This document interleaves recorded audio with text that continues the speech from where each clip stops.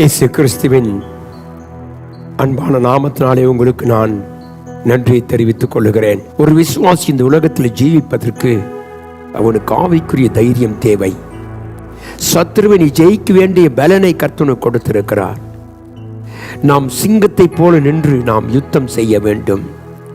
சத்துரு நமக்கு எதிராய் புறப்பட்டு வரும் பொழுது தேவனால் மீட்கப்பட்ட ஜனம், தேவனுடைய சமூகத்தில் காத்திருக்கிற தேவ பிள்ளைகள் சிங்கத்தை போல் இருந்து சாத்தானை எதிர்க்க வேண்டும். ஆகவேதான் தேவன் நமக்கு ஒரு வார்த்தையை கர்த்தர் கொடுத்திருக்கிறார்.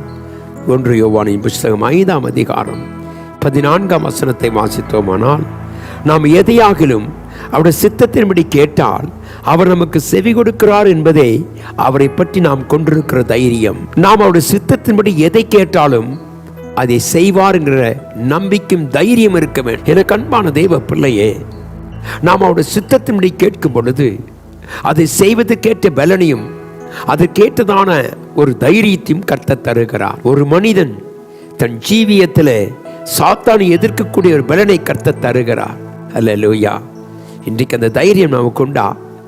தேவ வசனத்தின் பிரகாரமாக, தேவனுடைய சித்தத்தின் பிரகாரமாக நாம் கேட்டதை கர்த்தர் கொடுப்பார் என்று நீ விசுவாசித்தாலே அதுவே ஒரு தைரியம்.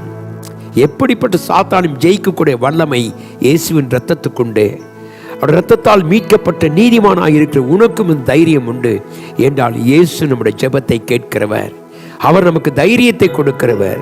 ஆகவே தான் நாம் சொல்லுவோம், எப்படி அந்த தைரியத்தை கர்த்தர் நமக்கு தருகிறார் என்று சொன்னால், நாம் வாசிக்கும் பொழுது வேதம் சொல்லுகிறது, அவரில் நிலைத்திருப்பதனால் அந்த தைரியம் கிடைக்கிறது. நாம் அவரில் நிலைத்திருக்கிற அனுபவத்தை கர்த்தர் தருகிறார். 1 யோவானின் புத்தகம் 2ஆம் அதிகாரம் 28வது வசனத்தை வாசித்தோமானால், இப்படி இருக்க பிள்ளைகளே, அவர் வெளிப்படும் பொழுது நாம் அவருடைய வருகையில் அவருக்கு முன்பாக வெட்கப்பட்டு போகாமல் தைரியமுள்ளவர்களாய் இருக்கும்படிக்கு அவரில் நிலைத்திருங்கள். தேவனுடைய பிள்ளையோட வருகையிலே நாம் அவரை காண வேண்டுமானால் நாம் அவரில் நிலைத்திருக்க வேண்டும். ஆகவே வேதம் சொல்லுகிறது, அவர் வரும் பொழுது, அவர் வெளிப்படும் பொழுது அவருடைய வருகையிலே நாம் நிற்போம் என்கிறதும், வெட்கப்பட்டு போகாமல் தைரியமுள்ளவர்களாய் இருக்கும்படி நாம் அவரில் நிலைத்திருக்க வேண்டும்.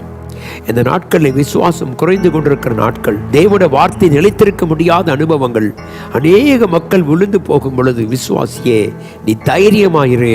நீ கர்த்தரை நிலைத்திருக்க அந்த வசனம் உனக்கு நம்பிக்கையும் தைரியத்தையும் கொடுக்கிறது. விசுவாசிகள் ஆழமாக நாம் கர்த்தரை தேடும் பொழுது நமக்கு கர்த்தர் தைரியத்தை கொடுக்கிறார்.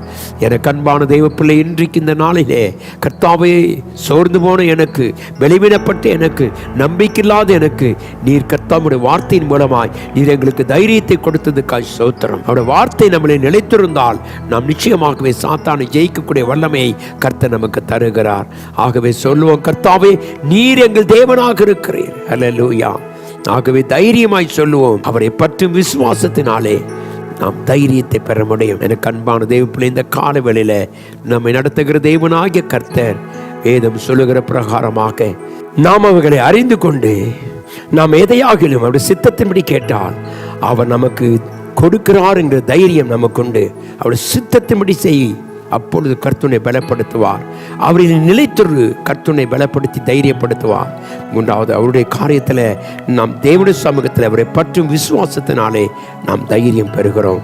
இந்த காலையில் தேவனுடைய பிள்ளையை சோர்ந்து போன உனக்கு தைரியத்தும் நம்பிக்கையும் தருகிறார்.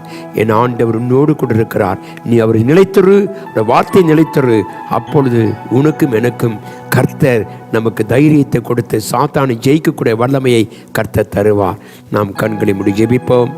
கிருபையும் இரக்கமும் மாறாத அன்பும் உள்ள எங்கள் நல்ல தகப்பனே, இந்த காலை வேளையிலே உம்மை நன்றியோடு உம்மை துதிக்கிறோம். ஏனென்றால் நாங்கள் உம்மிலும் நீர் எங்களிலும் நிலைத்திருப்பதனால் எங்களுக்கு ஒரு தைரியம் உண்டையா.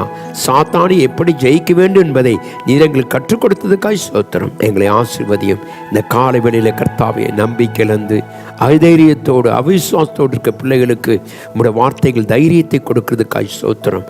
கர்த்தாவே, நாங்கள் உம்முடைய சித்தத்தின்படி செய்ய எங்களுக்கு உதவி செய்யும்.